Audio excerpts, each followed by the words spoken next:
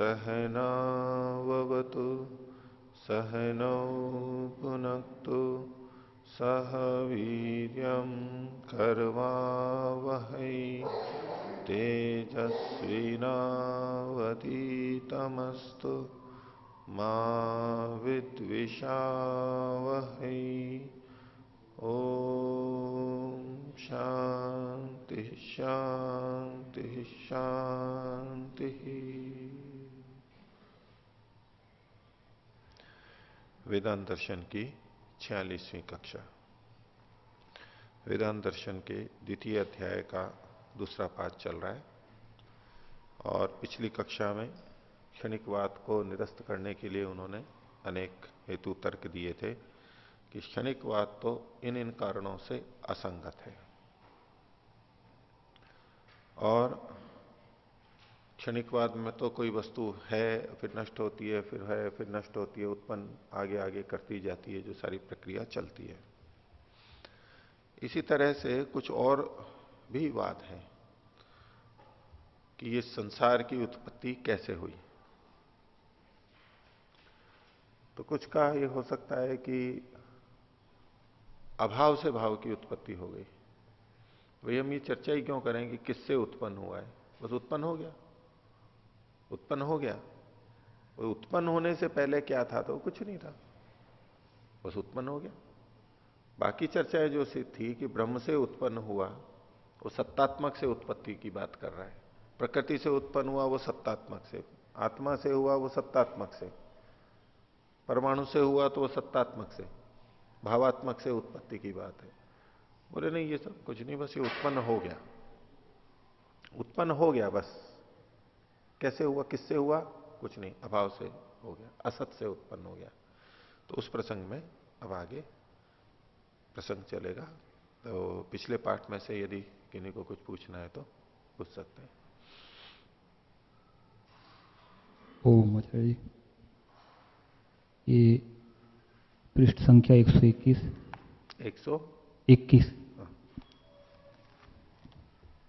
सूत्र संख्या 24। हाँ।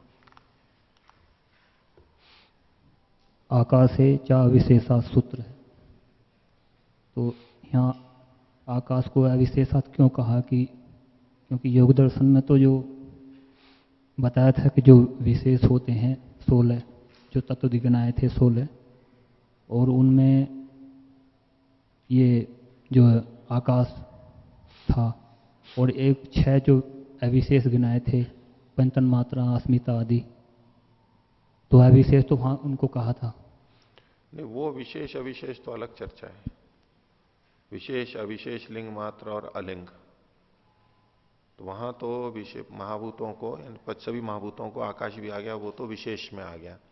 ये एक अविशेष तो अलग बात है, ये उस तरह का अर्थ नहीं लिया गया है यहां पर। अविशेष मतलब सामान्य, विशेष मतलब जो समान नहीं है, सामान्य नहीं है, और जो सामान्य से भिन्न है वो विशेष कहलाता है। तो ये दोष तो वहां आएगा। इसमें अविशेषात का मतलब इन्होंने खोला था, देखो, समानत्वात, समान होने से, प्रतिसंख्या अप्रतिसंख्या निरोधाभ्याम तन मतस्य समानत्वात। अगर ऐसा मानेंगे तो जो प्रतिसंख्या अप्रतिसंख्या निरोध वाली बात है उसी के समान ये भी माना जाएगा। ये बात कही है ना।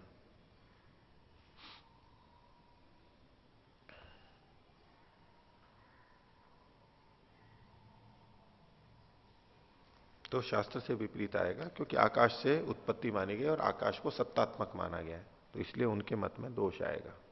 ये बात है, ये अलग विशेष नहीं कथन है।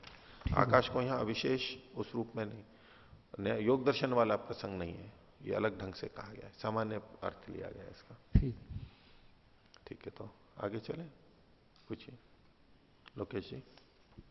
ओम।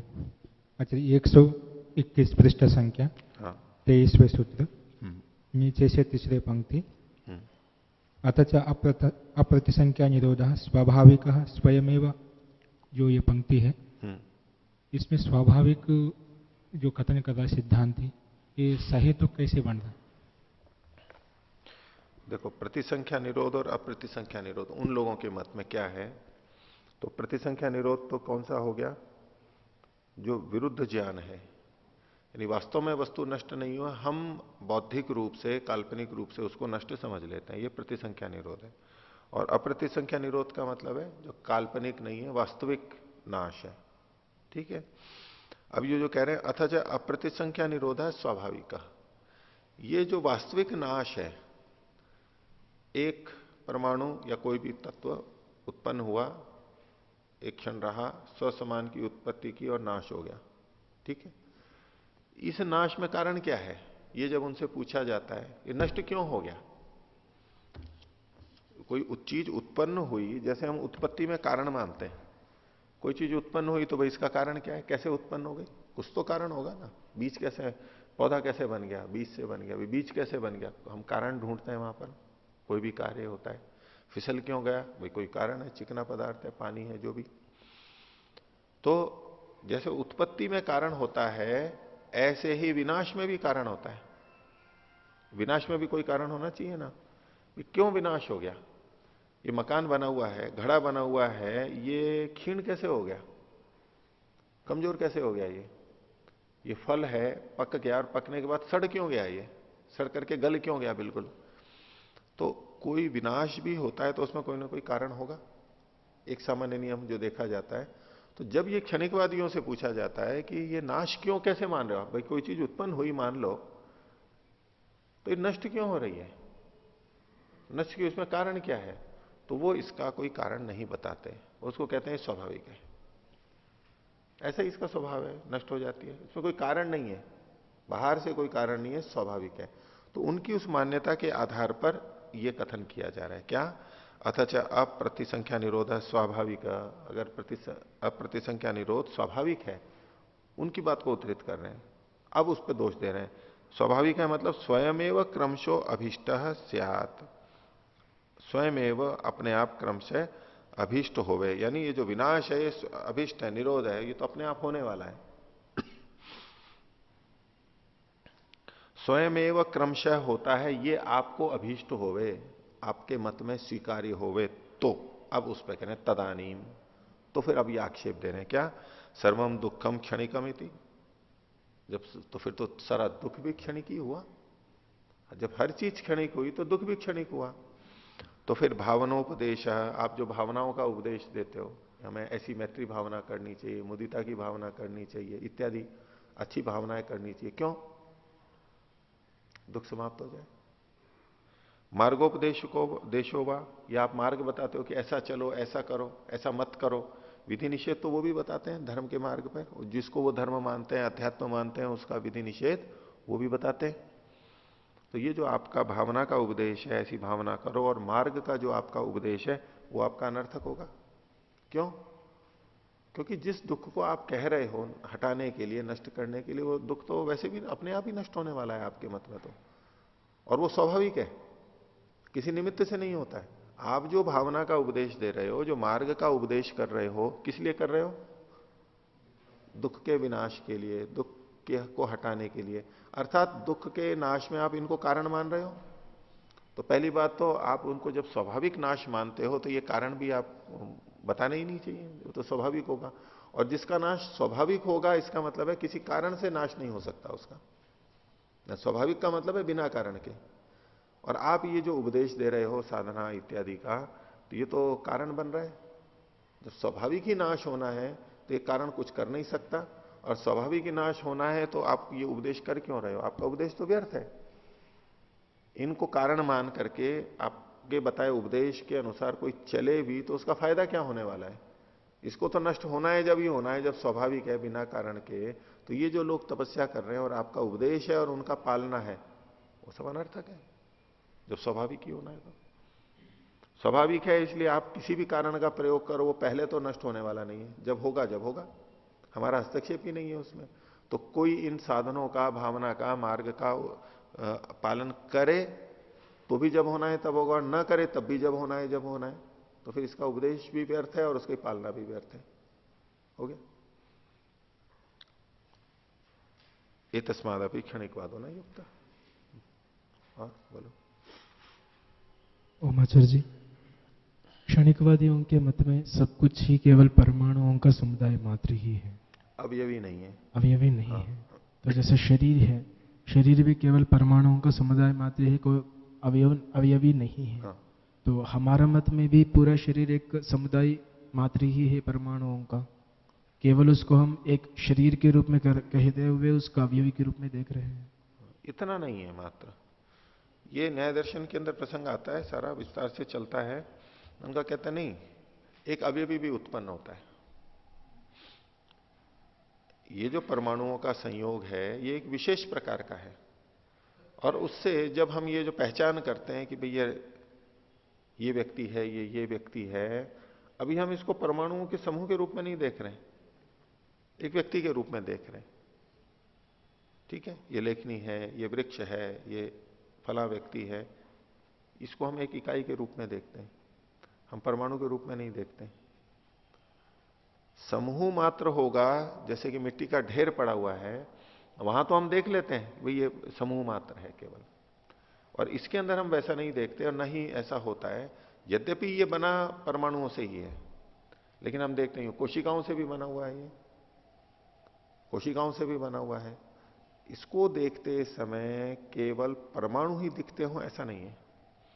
परमाणुओं से निर्मित चीजें हैं, परमाणु तो बहुत सूक्ष्म हो गए, उससे बड़ी कोशिकाएं हो गई, उसमें भी एक कोशिका में भी बहुत अधिक परमाणु होते हैं। अब उन कोशिकाओं का भी समूह है, हम इसको कोशिका के रूप में भी नहीं देखते सीधे सीधे, ठीक है, इकाई के रूप में मान लेंगे जीव विज्ञान की दृष्टि से, लेकिन हम इसको नहीं देखते। हम इसको किस रूप में देखेंगे? हाथ पैर, आंख नाक कान, अंदर के अवयव देख लीजिए, हृदय यकृत आदि आते हैं, इस रूप में हम इसको देखेंगे। और जाएंगे तो और टुकड़े करेंगे, लेकिन अभी हम इनको अवयव अवयवी के रूप में ऐसे ही देखते हैं। और यदि हम ये देखते हैं कि भाई ये हाथ पैर आदि नाक कान से बना हुआ है, तो अब नाक है या हाथ है, ये परमाणु तो नहीं है, परमाणु से भिन्न कोई एक चीज है। तो परमाणुओं का समूह होते हुए भी ये मात्र परमाणुओं का समूह नहीं है, उसके अतिरिक्त कोई विशेष चीज बनी हुई है। जैसे मकान बनने से पहले सीमेंट बजरी और ये सब चीजें पड़ी हुई हुई, वो भी तो समूह है। लेकिन एक भवन बन गया है, अब इसके अवयव के रूप में सीमेंट बजरी आदि सब होते हुए भी ये एक विशेष अवयवी बना है, एक विशेष चीज बन गई है। इसी तरह से बाकी चीजों में भी है। ये तो ठीक है आचार्य जी, हम पूरे शरीर को परमाणुओं का समुदाय होते हुए भी एक इकाई के रूप में देखते हैं, हाथ पैर आदि के रूप में। किंतु जब जो क्षणिकवादी है, जो आजकल के बौद्ध जैन आदि को भी हम देखते हैं, तो वो लोग भी इसको शरीर के रूप में देखते हुए भी जब ध्यान प्रशिक्षण वगैरह करवाते हैं, तब उसमें इस शरीर को वो लोग ध्यान के माध्यम से पूरे शरीर एक परमाणुओं का ही संरचना है, इस पूरे शरीर को हम परमाणुओं से बना हुआ अलग अलग पृथक पृथक देख सकते हैं, इस तरह से वो करवाते हैं। तो इससे तो ऐसा लगता है कि पूरा शरीर परमाणु मात्र ही है, हम केवल संबोधन के लिए एक हाथ एक पैर है, इस तरह का उनका संबोधन करते हैं। जब है ही नहीं तो क्यों संबोधन कर रहे हैं, जब वो है ही नहीं। और दूसरा, वो लोग जो साधना करवाते हैं कि परमाणु परमाणु है, कहने लगते हैं वो परमाणु परमाणु है, साधना में कराते हैं कि भाई हम देखो अब ये तो सब परमाणु रूप है, और परमाणु में भी उत्पाद व्यय, उत्पाद व्यय, उत्पाद मतलब उत्पत्ति और व्यय मतलब तो नाश, इसको करवाते रहते हैं वो। ठीक है, तो वो कैसे करते हैं? जो लोग कहते हैं भाई उत्पाद व्यय आपको अनुभव होने लग गया है, हाँ क्षणिक है, हो गया, धीरे धीरे करते कहने लगते हैं हाँ हो गया। भाई कैसे पता लगा आपको? उनसे कभी पूछना, जो पुराने हो ना पूछ के देखना वो क्या उत्तर देते हैं। कैसे पता लगा आपको? बोले इसमें संवेदनाएं होती रहती हैं, इससे पता लगा। क्या संवेदनाएं होती हैं? जो आंख बंद करके बैठते हैं तो शरीर के अंदर कुछ संवेदना होती है ना, स्फुरणा होती है, स्पंदन होता है, चलायमानता, तरंगें ऐसी लगती हैं।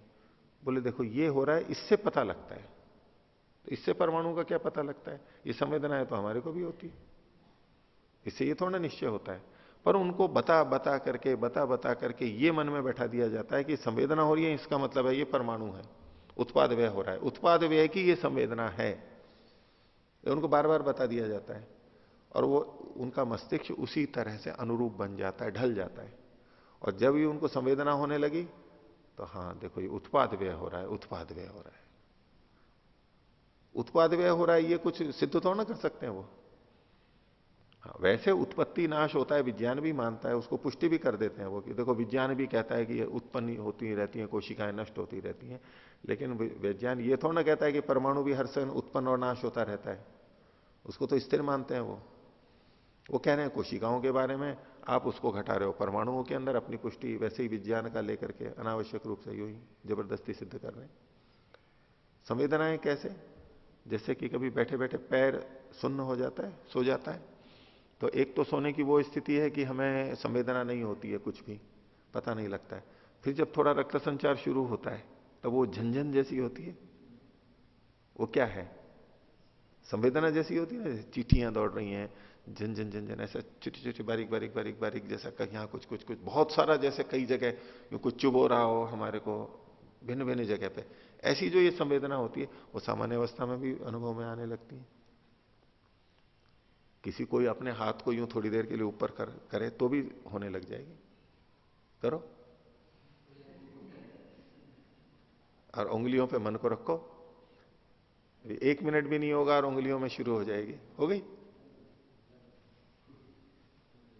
देखो झनझन, जैसे पैर सोने के बाद में है ना, चिन चिन चिन चिन चिन चिन चिन चिन चिन चिन,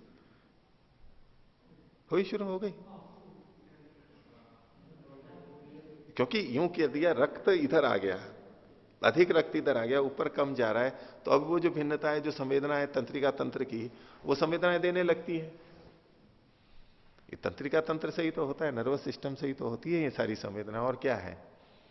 अब उसको कहेंगे देखो ये उत्पाद व्यय हो रहा है। उनका आधार इनके उत्पाद व्यय का, क्षणिकत्व का ये संवेदना है, और कोई आधार नहीं है। पुराने पुराने साधकों से पूछ लो आप कि कैसे आपने पता किया, बोले संवेदना होती है उससे पता लगता है।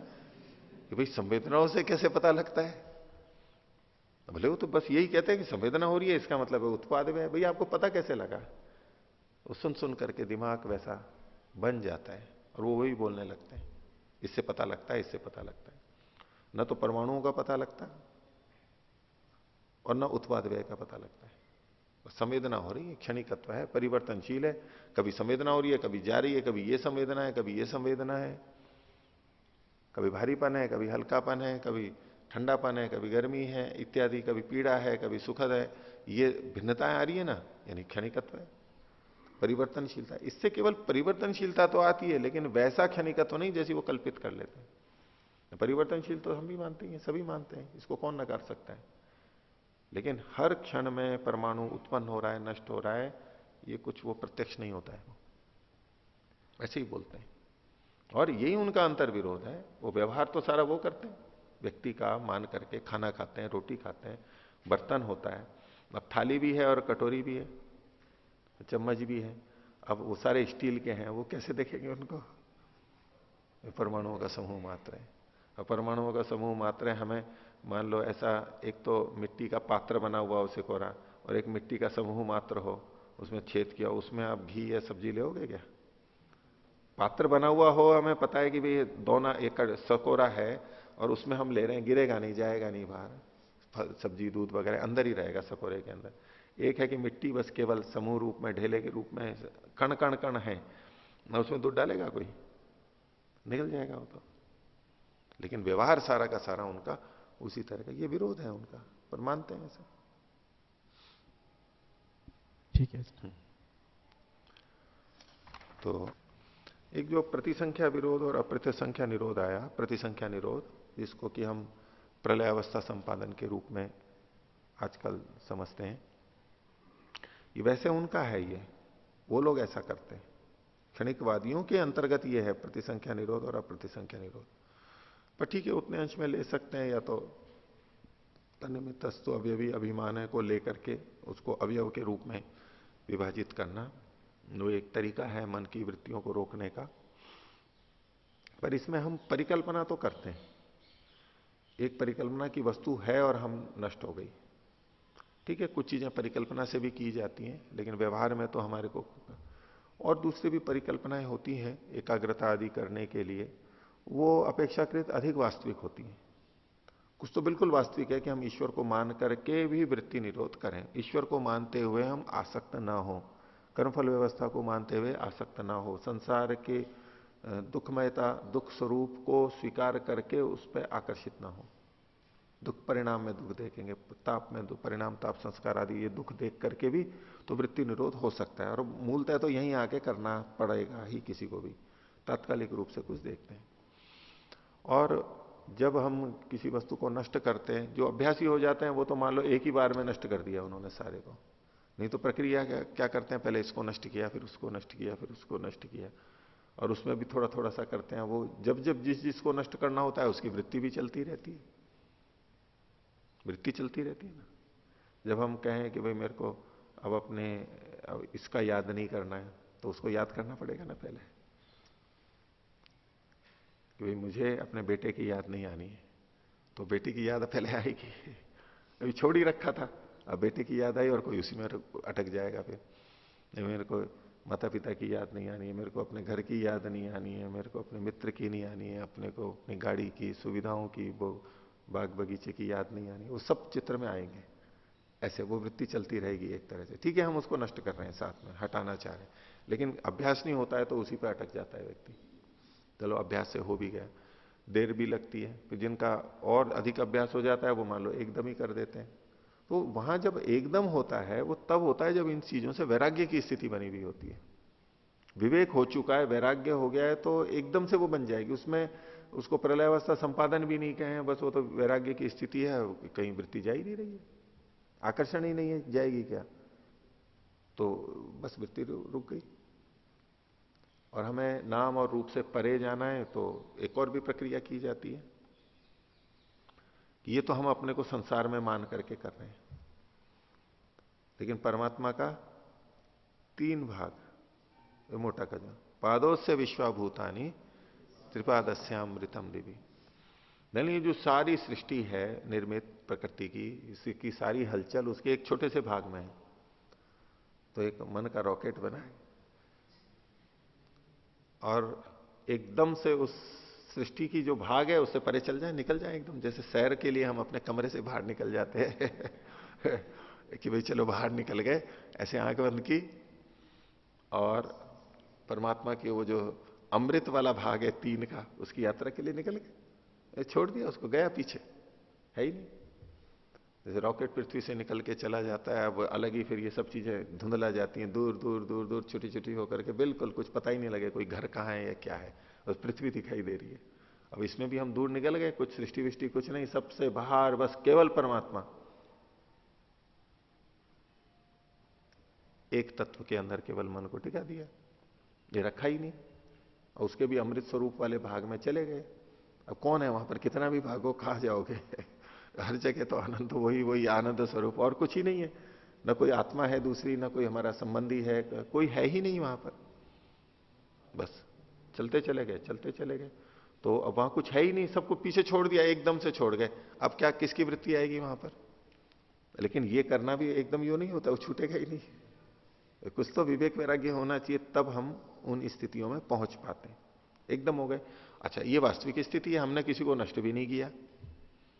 हाँ, इतना है कि हम अपने को यहां बैठे तो यहां थे हम इसी संसार में, सृष्टि में, लेकिन इससे बाहर चले गए अपने मानसिक रूप से, परिकल्पना ले ली, त्रिपादस्यामृतम दिवी।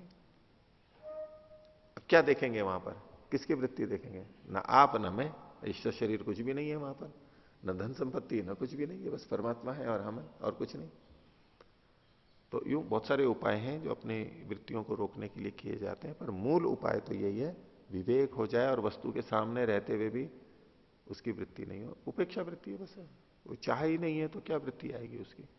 और जब प्रयोग करना है तब प्रयोग कर लिया, जब खाना पीना है, कपड़े पहनने तब प्रयोग कर लिया, और लिप्त उससे हुए नहीं, अपने चलते रहे। और जब हटना है तब हट गए, क्या उसका राग करना है, क्या स्मरण करना है? अब जो पढ़ाई करते हैं उनको मान लो उपासना में भी पढ़ाई की बात याद आती है या अष्टाध्यायी याद आती है, लेकिन अगर किसी की पढ़ाई में वैसी रुचि नहीं है तो उपासना में किताबें याद आती हैं क्या? नहीं। किताबों उपासना में जूते याद आते हैं क्या? आते हैं? अगर जूता दिक्कत कर रहा है या तो बहुत अच्छा है, या किसी का दूसरा अच्छे का जूता है और वो दोहराने को, तो वो भी आ सकता है, लेकिन सामान्य रूप से कुछ नहीं आता है ना हमारे। वो मान लो जूते के प्रति, हमारे चप्पल के प्रति कोई वैसा आकर्षण नहीं है। ठीक है, जो मिल गया पहन लिया, चल रहा है, और उसमें किसी का अच्छा है बुरा कुछ नहीं, हमारा ठीक है। हम उसकी तरफ ना तो आकर्षित हैं और ना हमारे को कोई दुख की स्थिति है।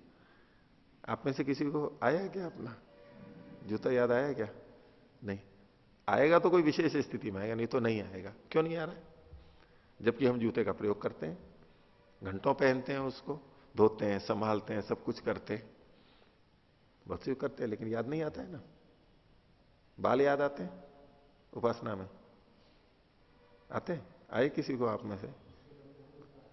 नहीं लंबे हो, नहीं लंबे हो, काले हो, सफेद हो, वो सब छोटे बड़े भी आ सकते हैं। अगर हमारा उसके प्रति आकर्षण है तो वो भी याद आएंगे, क्योंकि हम अपनी छवि बालों के आधार पर जब देख रहे हैं कि लोग क्या देख रहे होंगे, मेरे को कैसा लगेगा, तब तो बाल आएगा। देखो मैं वहां जाऊंगा तो मेरे बाल कितने सुंदर है, लोग आकर्षित होंगे, प्रशंसा करेंगे।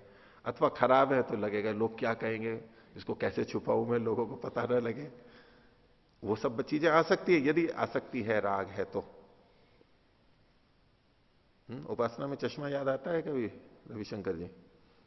कभी स्मरण करो, आया क्या? क्योंकि आपका चश्मे में कोई ऐसा राग नहीं होगा, ऐसा कल्पना करके बोल रहा हूं मैं, संभावना करके। चश्मा याद आता है क्या?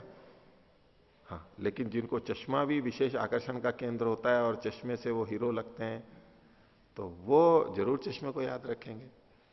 तो ऐसे ही संसार की जितनी वस्तुएं हैं, खान पान से लेके परिवार के लोग और सब, हम केवल उपयोग कर रहे हैं उनका, आसक्त नहीं है उनसे, तो उपासना काल में याद नहीं आएंगे। भले ही हैं, हमें पता है कि वो है, लेकिन वो हमें उपासना में बाधित नहीं करेंगे। आपके दरवाजे का कुंडा बाधित करता है कभी उपासना में? जबकि हम उसका उपयोग करते हैं अपने जीवन में। ना कभी कर सकता है कि बैठे और किसी ने कुंडा बंद कर दिया हो तो क्या होगा? बंद करके कोई चला जाए, फिर किसको बुलाऊंगा, कैसे करूंगा, भोजन छूट जाएगा, सब बंद करके चले गए। ये समस्या हो तो वो याद आएगा कुंडा भी, कि कोई छोड़, कभी उपासना में बैठे थे और कोई बंद करके चला गया, फिर हम परेशान हुए, कहीं आज फिर वो ना कर दे ऐसा। अब याद आ सकता है। नहीं तो सामान्य रूप से अभी तो मैं बोल रहा हूं, नहीं तो किसी को याद आया, ध्यान आ रहा है कि भाई कोई दरवाजे का कुंडा आपके उपासना में याद आया हो? नहीं आता। जिनके प्रति राग होता है, द्वेष होता है, उन्हीं चीजों का हम स्मरण करते रहते हैं, मूलभूत सिद्धांत है। और जब हमारे को विवेक हो जाता है, संसार के प्रति वैराग्य की स्थिति होती है, तो उपासना में वो याद नहीं आएंगे। याद आ रहे हैं इसका मतलब है राग द्वेष बने हुए हैं हमारा उससे सीधा संबंध कुछ बना हुआ है, हम उससे हट नहीं पाए। वैराग्य यही तो, हम उससे हट जाते हैं, बौद्धिक रूप से हम हट जाते हैं। वस्तुएं होते हुए भी वो हमारे लिए न होने के जैसी होती हैं, तो क्यों बाधित करेंगे हमारे को? लेकिन कुछ जब ऐसा नहीं हो सकता, कि कोई नहीं कर पाता, तो ठीक है, वो भी एक तरीका है कि हम इनको नष्ट कर देते हैं, होते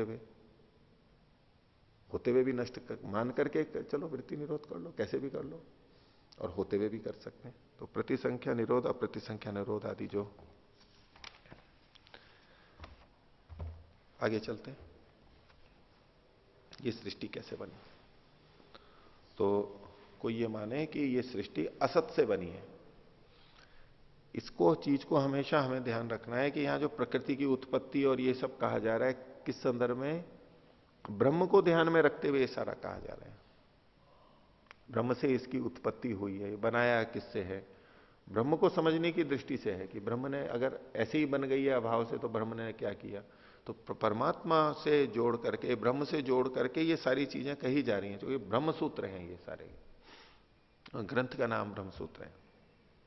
तो 26वां सूत्र देखिए, न असतो अदृष्टत्वात्, न असतः, असत से भी ये संसार नहीं बन सकता। क्यों? अदृष्टत्वात्, ऐसा देखा ना जाने से। असत से कोई चीज बनती हुई देखी नहीं जाती है, इसलिए ये संसार भी असत से नहीं बना है। भाष्य देखिए, पूर्व क्षणवर्ती वस्तु विनश्यति, पश्चात अन्यत वस्तु उत्पद्यते। जो पूर्व क्षणवर्ती वस्तु थी वो तो नष्ट हो गई, और उसके बाद में अन्य वस्तु उत्पन्न हो जाती है, ऐसा कोई कहे। तो पहले थी तो सही कुछ, लेकिन वो नष्ट हो गई, और नष्ट होने के बाद में फिर दूसरी चीज उत्पन्न हो गई। तो जब वो नष्ट हो गई, इसका मतलब है उसका अभाव हो गया। अभाव हो गया मतलब असत हो गया, तो असत से उत्पत्ति हो गई।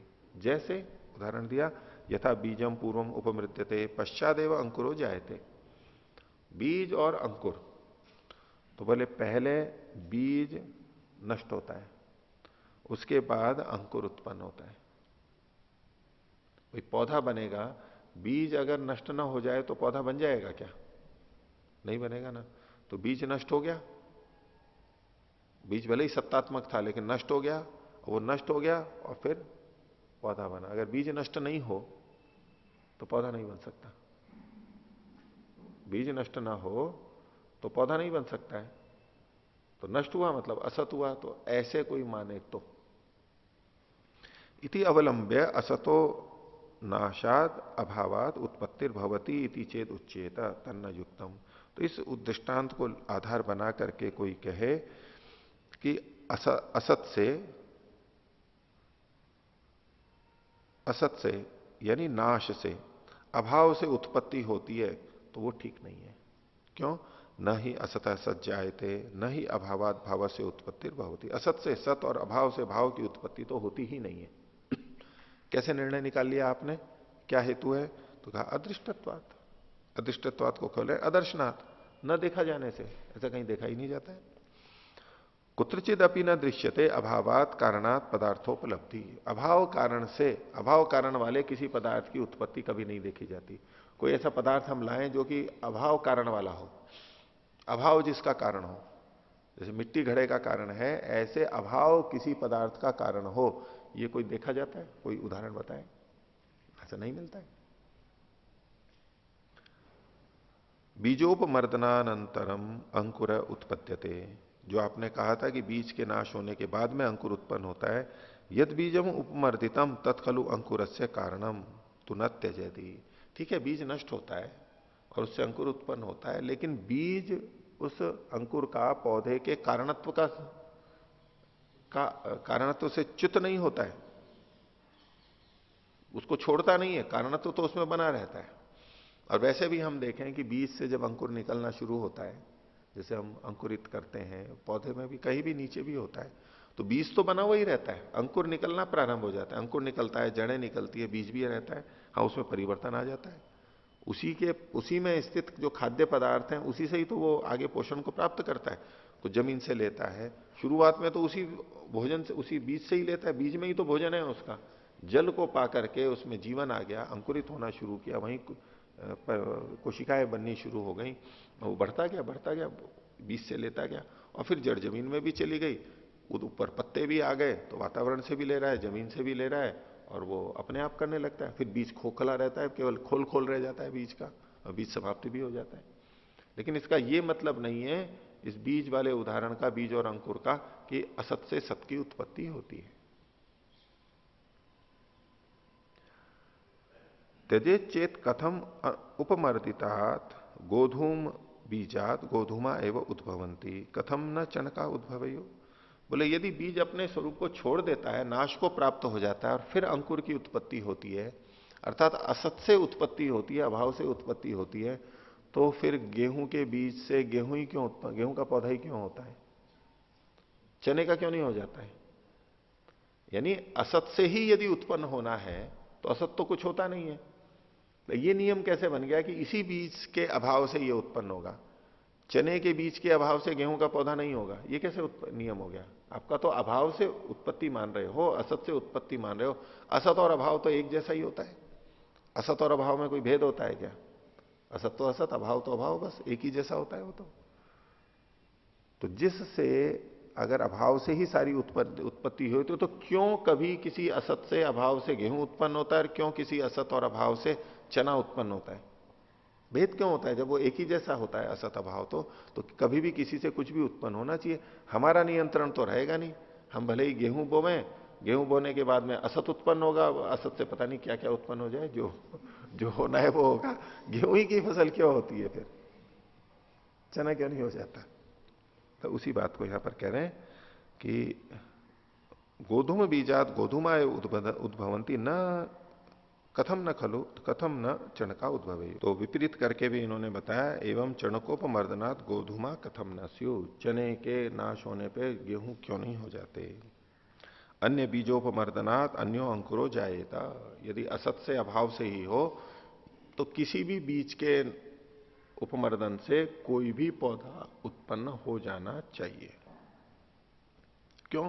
बोले समानो ही उपमर्दो अभावो वा सर्वेशाम बीजानाम। सभी बीजों का जो उपमर्द है, नाश है, अभाव है, वो तो समान ही है। वस्तुतः स उपमर्दो न नाशो न अभावो वा।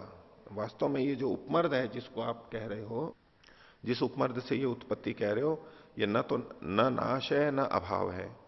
क्या है? तद बीजम भूमे है रज शक्ति समन्वितम उपप्रवृत्तम भवती। वो बीज भूमि की रेत की शक्ति से युक्त होकर के और उपप्रवृद्ध होता है और बढ़ जाता है, अंकुरित के रूप में आ जाता है वही बीज, उसी बीज से हो रहा है। तस्मात् न अभावात भावोत्पत्ति ही, इसलिए सिद्ध है कि अभाव से भाव की उत्पत्ति नहीं होती है। दूसरे ढंग से कह रहे हैं न कारण विनाशात कार्योत्पत्ति भवती थी, और कारण के विनाश से कार्य की उत्पत्ति नहीं होती है। कारण के विनाश से कार्य की उत्पत्ति नहीं होती है। देखो, इसको दो ढंग से देख रहे हैं। एक तो है अभाव से भाव की उत्पत्ति, एक है अभाव से भाव की उत्पत्ति। तो यूं तो हम कह देंगे हाँ ठीक है भाई, बीज से ही होता है, अभाव से तो पौधा उत्पन्न नहीं होगा। एक दूसरा कहेंगे कि इस पौधे का जो कारण था यानी बीज, उसके विनाश से पौधे की उत्पत्ति होती है। अब ये थोड़ा ठीक लगने लगता है, क्योंकि पौधा बनता है तो बीज तो नष्ट हो ही जाता है, ये सबका प्रत्यक्ष है, बीज तो नष्ट होता ही है। तो अब बीज के नष्ट होने पे पौधा बनता है, बीज के नष्ट होने पर पौधा बनता है, क्योंकि पौधा बनने के बाद हमें वो बीज मिलता नहीं है वहां पर। तो इस उदाहरण को असत से सत की उत्पत्ति, अभाव से भाव की उत्पत्ति के लिए किस ढंग से, गलत ढंग से प्रयोग कर लिया इसने, उसको यहां पर स्पष्ट किया गया है। ठीक है, बीज के नाश से, बीज के उपमर्द से अंकुर पौधे की उत्पत्ति होती है, लेकिन इसका यह अर्थ नहीं है कि असत्य अभाव से उत्पत्ति हुई है। नाश तो होता है, ठीक है। तो न कारण विनाशात कार्योत्पत्ति भवती, कारण के विनाश से कार्य की उत्पत्ति नहीं होती है। जो कारण होता है उसकी सत्ता से कार्य की उत्पत्ति होती है, और वो विनाश नहीं होता, उसमें परिवर्तन होता है। और उदाहरण दे रहे हैं, सत्सु तंतुषु पटो जायते सत्याम मृतिकायाम घट उत्पद्यते। तंतु के होने पर कपड़ा उत्पन्न होता है, मिट्टी के होने पर, तंतु के होने पर कपड़ा उत्पन्न होता है और मिट्टी के होने पर घड़ा उत्पन्न होता है। न असत्सु तंतुषु पटो न असत्याम मृतिकायाम घट क्वचित उत्पन्नो दृश्यते। तंतु नहीं हो तो कपड़ा नहीं बना जाता, और मिट्टी नहीं हो तो घड़ा नहीं बना जाता है।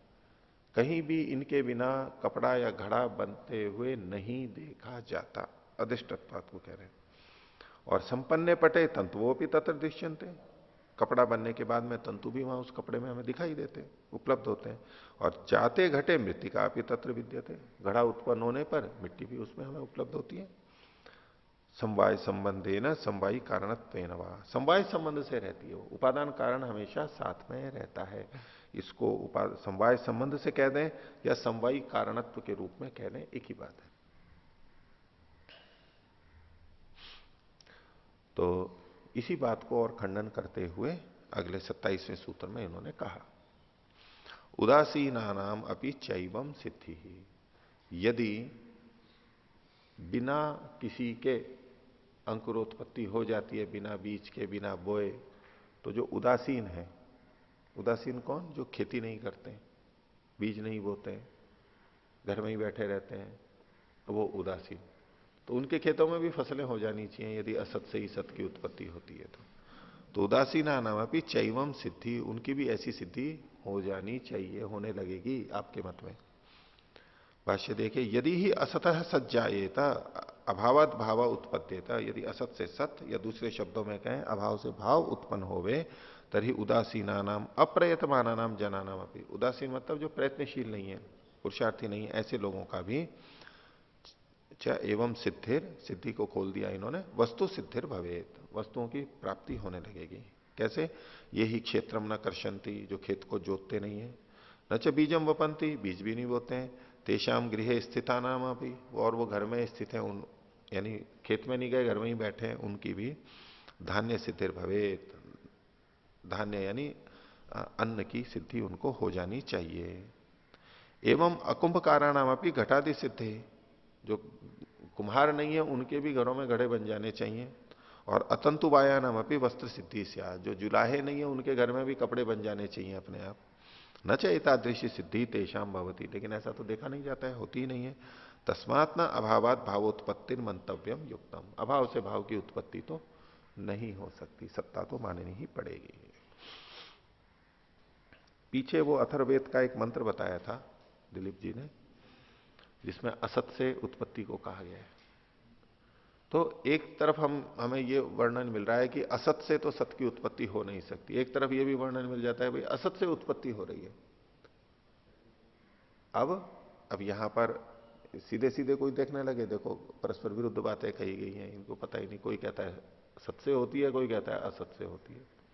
लेकिन वो जो संगति लगती है वो क्या होती है, असत का मतलब होता है अनभिव्यक्त से, अनभिव्यक्त रूप को असत कह दिया गया। भाई अब व्यक्त रूप में नहीं है तो बोले असत हो गया, अभाव हो गया, ये केवल कथन मात्र है, उसी तरह का तत्वतः समाप्त नहीं होता है। भोजन बना हुआ हो और वो थाली में आ गया और मान लो गिर गया नीचे, सारा का सारा उतना ही था और सारा भोजन नष्ट हो गया, नष्ट क्या, वो तो पड़ा है यूं तो वहां पर, लेकिन हम जिस दृष्टि से सोचते हैं खाना पीने का, वो सारा नष्ट हो गया, घी सारा ढुल गया, दूध सारा ढुल गया, जमीन में चला गया, सब नष्ट हो गया। वो तो कथन नहीं। अब उसमें कोई कहने लगे दार्शनिक दृष्टि से, बीच का प्ररोह अगर गलत ढंग से हो जाए, मलिन चित्त में उपदेश का बीज गलत ढंग से हो जाए, वो कहने लगे तर्क, ऐसा कई बार तर्क हो भी जाता है जब नए नए दार्शनिक बनते हैं, सीखते हैं, तो इस तरह की बातें, बहुत प्रश्न पूछे जाते हैं उल्टे सीधे। बोले नष्ट कहां हो गया, ये तो जमीन में हो गया, दूध ढुला दिया, बड़े डांट रहे हैं, बोले दूध ढला दिया, नष्ट कर दिया, बोले नष्ट नहीं हुआ। दर्शन शास्त्र का सिद्धांत है कोई भी चीज नष्ट नहीं होती है, वो है, आप ऐसे ही कह रहे हो, वैसे ही मेरे को डांट रहे हो, पूछना है तो देखो उन विद्वान के पास जाके पूछ लो, उन्होंने कहा था कि कोई भी चीज नष्ट नहीं होती है। तो वहां नष्ट होने का तात्पर्य होता है और वो उचित है। वहां नष्ट होना जो कथन किया जा रहा है अदर्शन है, हमारे हम जिस ढंग से उसका उपयोग कर सकते हैं वो उपयोग नहीं हो रहा है, सारा नष्ट हो गया। उसी तरह से यहां भी असत का है। तो अथर्वेद का मंत्र जो था वो है बृहंतो नाम ते देवा ये असतः परिजच्चिरे एकम तदंगम स्कंभस्य असत आहु परोजना। ये जो अथर्वेद के 10:7-25 था, इन्होंने जो बोली थी वो दूसरी पंक्ति थी, सीधे सीधे उसके अंदर की एकम तदंगम स्कंभस्य, स्कंभ का, स्कंभ मतलब परमात्मा को कहा जाता है, जो सबका आधार है, आश्रय है, जो प्रतिबंध करता है, सबको नियमन में रखता है, बांध करके रखता है उसको। ये सूक्त जो है अथर्वेद का, ये स्कंभ सूक्त के नाम से प्रसिद्ध है। स्कंभ सूक्त है, उसमें स्कंभ शब्द बहुत जगह आया है, लगभग सभी मंत्रों में आया है। और स्कंभ शब्द है ना, इसका भी प्रतिबंधे धातु से बनता है, प्रतिबंधित करने वाला, नियमन करने वाला, बांधने वाला, उसको सर्वाधार के रूप में लेते हैं। स्कंभ स्तंभ की तरह भी होता है, जैसे खंबा पूरी छत को थाम के रखता है, मकान को अपने ऊपर, ऐसे जैसे उसने सबको थाम रखा है, आश्रय दे रखा है। तो बृहंतो नामते देवा ये असतः परिजच्चिरे, ये बड़े बड़े देव उत्पन्न हुए। कौन से? जो असत से परे उत्पन्न हुए हैं, असतः परिजच्चिरे, असत से बने हैं, ये बताएं। दूसरी पंक्ति है ये, यानी वैसे पहली पंक्ति है, आपने बताई उससे भिन्न है ये। असत से उत्पन्न हुए, और वो शुरू में जो उत्पन्न हुए वो बहुत बड़े बड़े देव थे। एकम तदंगम स्कंभस्य, उस स्कंभ का ये एक अंग है, स्कंभ मतलब परमात्मा, उसका ये एक अंग है, उसका एक भाग है, एक अवयव है। अवयव मतलब उपकरण के रूप में वो सहायक है, जिसको कि असत आहु परोजना, जिसको असत के नाम से कहा जाता है। वो एक अंग है, उसका एक सहायक है, प्रकृति, मूल प्रकृति के लिए कहा गया, जिसको लोग असत कहते हैं, यानी अनभिव्यक्त रूप कहते हैं। उससे बने क्या थे? बृहंतो नाम थे, वह बड़े बड़े बने थे। जैसे कि आजकल भी परिकल्पनाएं चलती है ना, बहुत कोई महाविस्फोट हुआ तो एक बहुत बड़ा गोला था, तो प्रकृति से बना। इधर भी हम जब महतत्व बोलते हैं, प्रकृति से सबसे पहले क्या बना? महतत्व। महतत्व बहुत बड़ा कुछ बना, बड़ा शुरुआत में जो बना ना, वो बड़ा बना पहले। अब मान लो महाविस्फोट हो गया, बिग बैंग भी मान लिया, और विस्फोट हुआ और उससे फिर क्या हुआ, उस महाविस्फोट, उस जो बड़ा पिंड था बड़ा, उसकी अपेक्षा सब छोटे छोटे बने ना, छितर गए। जैसे बम था, छितर गया तो छोटे छोटे टुकड़े हो गए, और फिर जो अलग गया उससे भी फिर टुकड़े टुकड़े हो गए। तो वो जो चीजें बनती गई वो कैसी बनेंगी, छोटी, उसकी अपेक्षा छोटी छोटी छोटी छोटी बनती जाएंगी।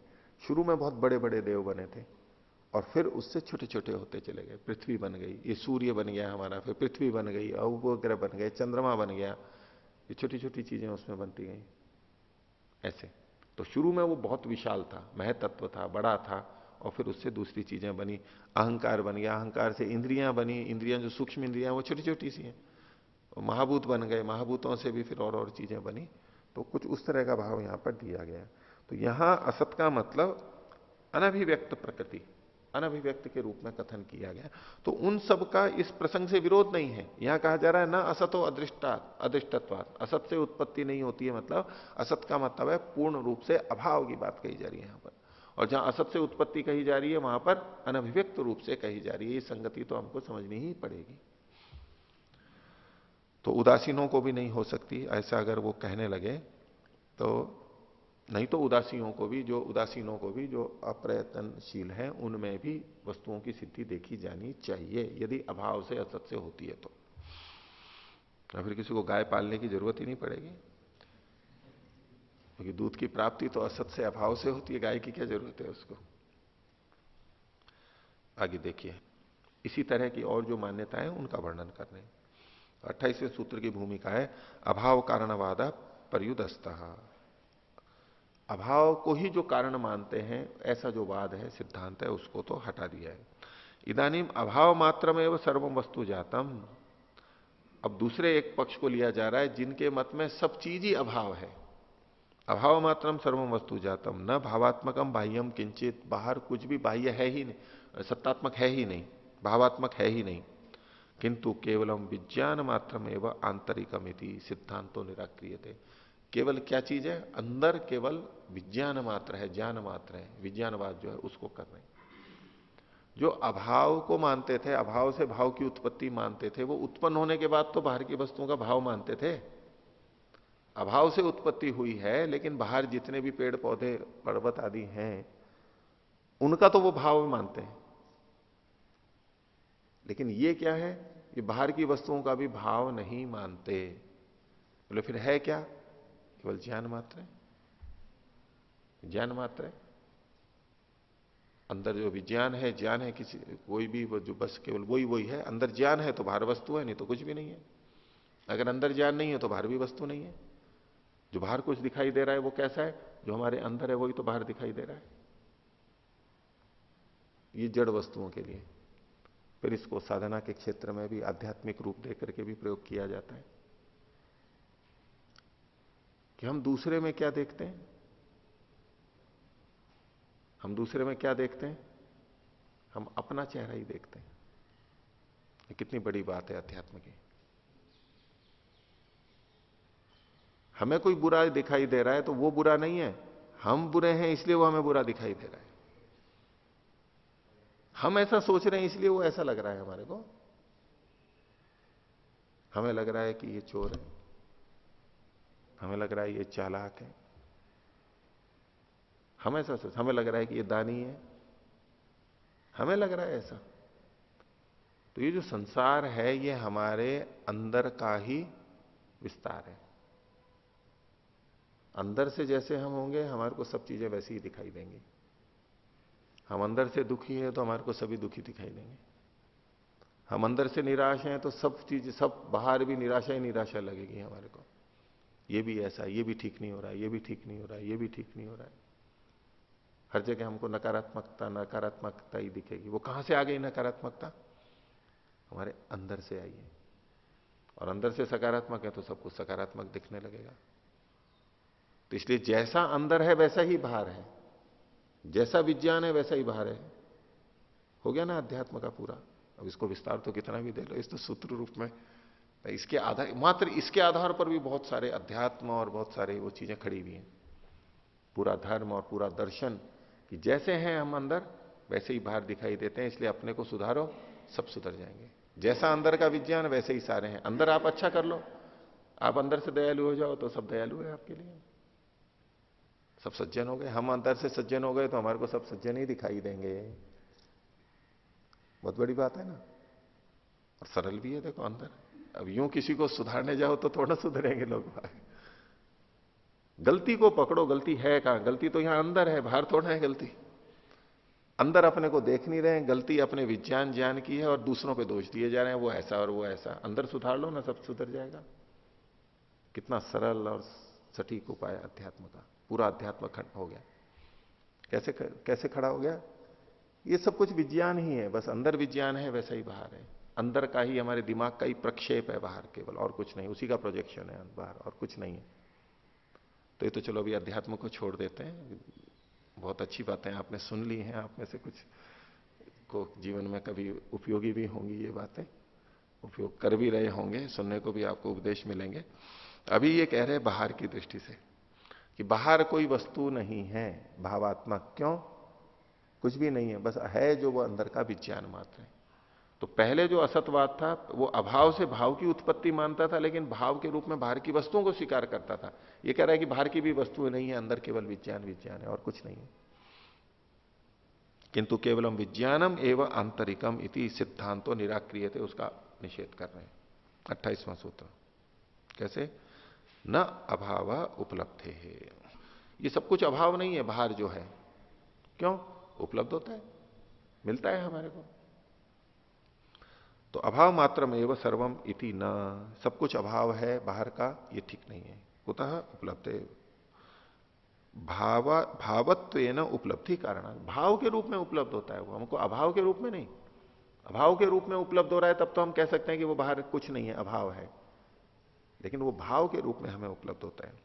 प्रत्यक्षादि भी प्रमाण उपलब्धते भाव, भाव की उपलब्धि कैसे होती है? प्रत्यक्षादि प्रमाणों से ही, देख के, सुन के, चख के। उपलब्धे सती न सो अभावो वक्तुम शक्यते, और जब उपलब्धि हो रही है तो हम उसको अभाव तो कह नहीं सकते। यच्च विज्ञानम अंतः उपतिष्ठते, और जो विज्ञान अंदर रहता है, वो पूर्व पक्षी जो कह रहा था, तदपि बाह्य भावात्मक पदार्थम अंतरेण न संभवती। जिस आप विज्ञान की बात कह रहे हैं वो अंदर है, वो विज्ञान भी उत्पन्न कैसे हुआ था आपका?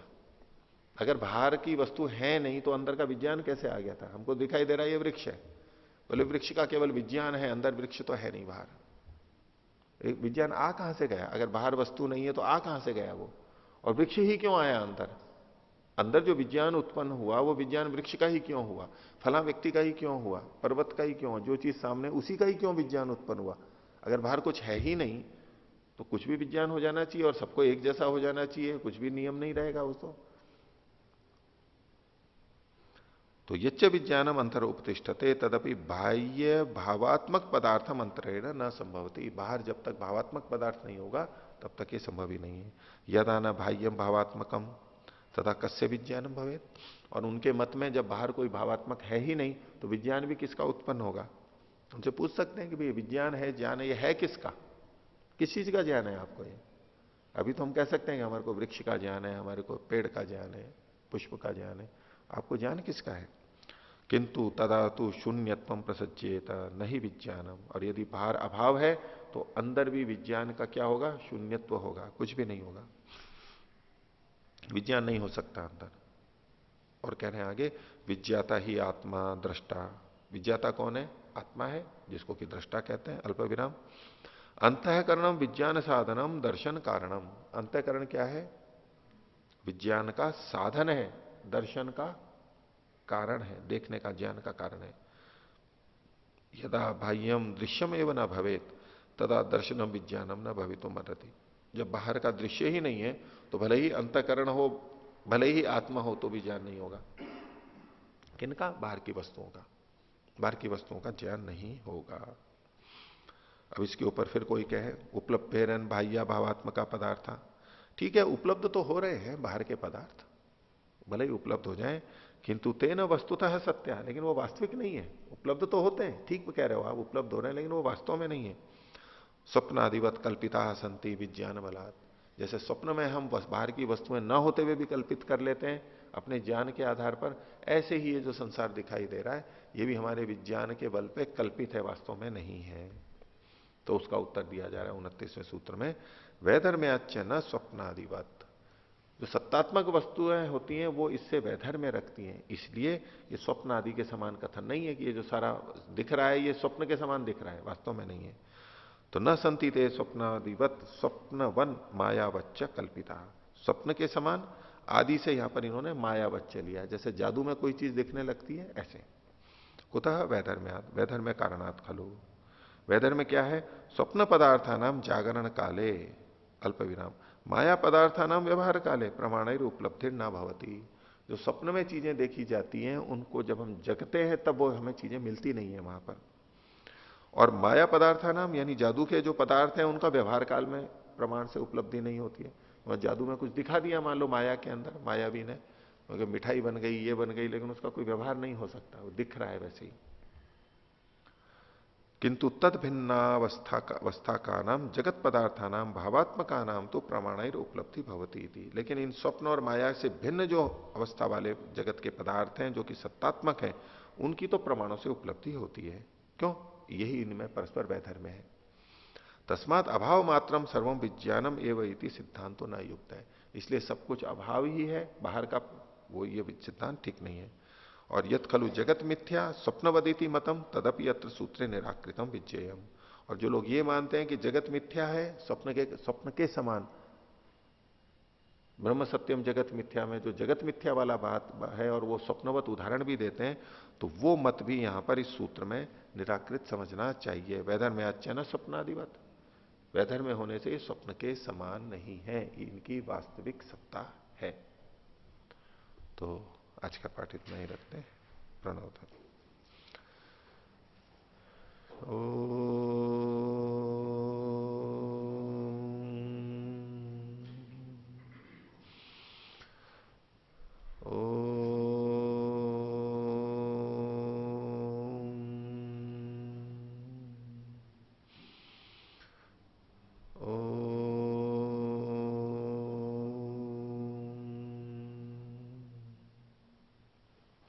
सभी को सादर अभिवादन।